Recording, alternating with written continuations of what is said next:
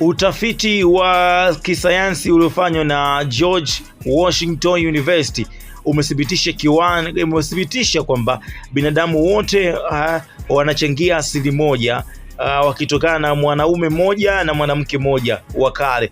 Uchunguzi wa mitochondria Eve na Y chromosomo Adam anaonyesha kuwa kila mtu aliye hai leo anachukua urithi mmoja kati ya kutoka awali hawa wa zamani.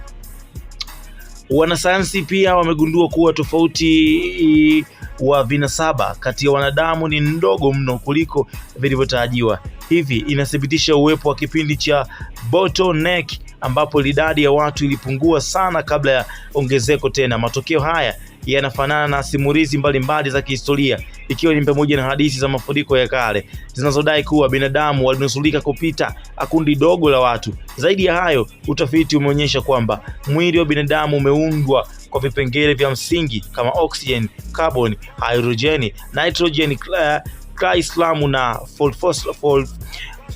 phosphorus ambapo pia vinapatikana katika ganda la dunia. Hivi linawiana na simulizi ya uumbaji kwenye kitabu cha Mwanzo inaeleza kuwa binadamu aliumbwa kutokana na mavumbi ya ardhi. Matokeo hayo yanaenda kuchochea mijadala kati ya wanasayansi, wanahistoria na wanafalsafa kuhusu chimbuko la binadamu na maana yake kwa historia na imani za jamii mbalimbali. Maoni yako ni yapi kuhusiana na hii? Nakwambia mimi najiulizaga kama sio tulitokana na Adam na Eva kwa Kristo, je, ndugu zetu Waislamu? Nimeomba kuelekezwa, lakini unaambia hizo zote ni theories, huku hakujawahi kuwepo na Adamu wala Eva, ni hadithi za Biblia na Qur'ani.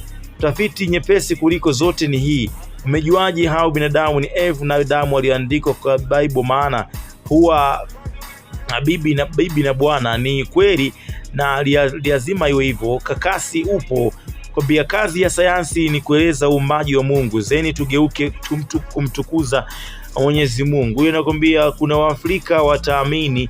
Nakwambia yani miaka yote hiyo walikuwa bado tu, nakwambia na ile